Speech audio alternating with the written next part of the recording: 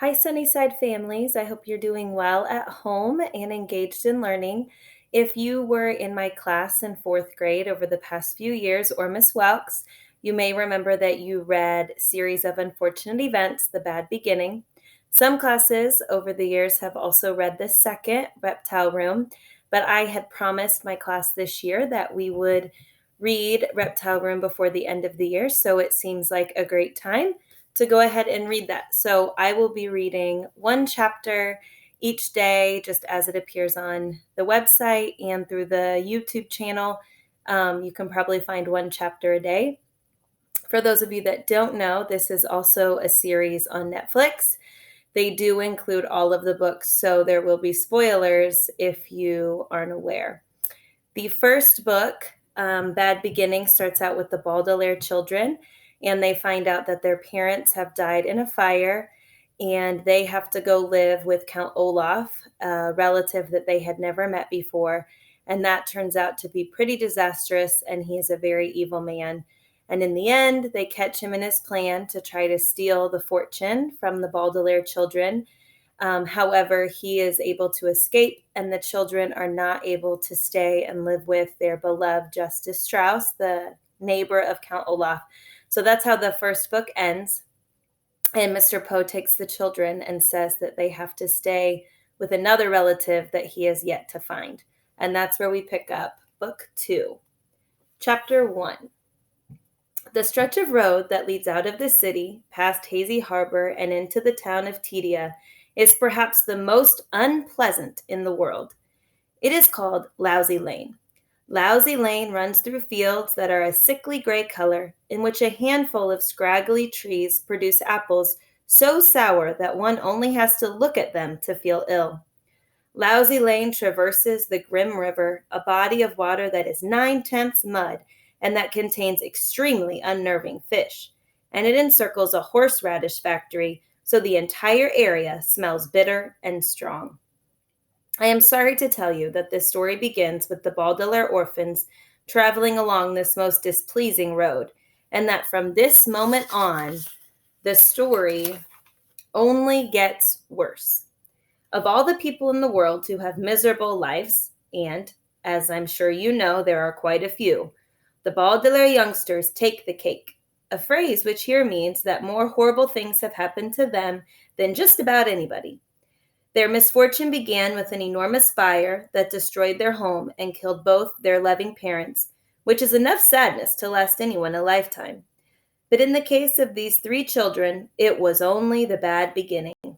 After the fire, the siblings were sent to live with a distant relative named Count Olaf, a terrible, greedy man. The Baudelaire parents had left behind an enormous fortune, which would go to the children when Violet came of age, and Count Olaf was so obsessed with getting his filthy hands on all the money that he hatched a devious plan that gives me nightmares to this day. He was caught just in time, but he escaped and vowed to get a hold of the Baudelaire fortune sometime in the future. Violet, Klaus, and Sunny still had nightmares about Count Olaf's shiny, shiny eyes and about his one scraggly eyebrow, and most of all, about the tattoo of an eye he had on his ankle. It seemed like the eye was watching the Baudelaire orphans wherever they went. So I must tell you that if you have opened this book in the hope of finding out that the children lived happily ever after, you might as well shut it and read something else. Because Violet, Klaus, and Sunny, sitting in a small, cramped car and staring out the windows at Lousy Lane, were heading toward even more misery and woe. The Grim River and the horseradish factory were only the first of a sequence of tragic and unpleasant episodes that bring a frown to my face and a tear to my eye whenever I think about them. The driver of the car was Mr. Poe, a family friend who worked at a bank and always had a cough.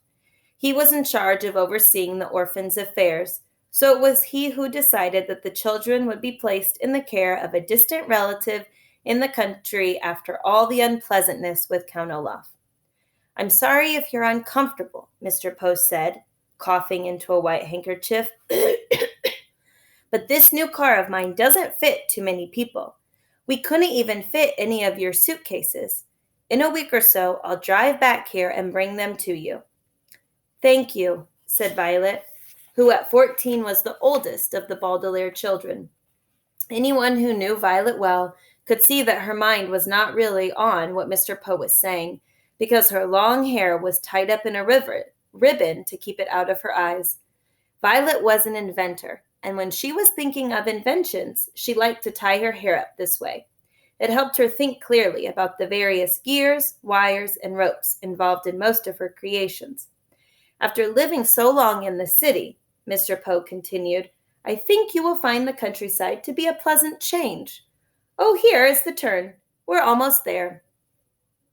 "Good," Klaus said quietly. Klaus, like many people on car rides, was very bored, and he was sad to not have a book with him.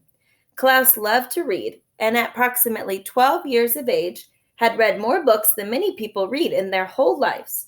Sometimes he read well into the night, and in the morning could be found fast asleep with a book in his hand and his glasses still on.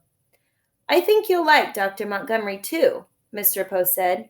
"He has traveled a great deal, so he has plenty of stories to tell. I've heard his house is filled with things he's brought from all the places he's been." "Bax!" Sunny shrieked. Sunny, the youngest of the Baudelaire orphans, often talked like this, as infants tend to do.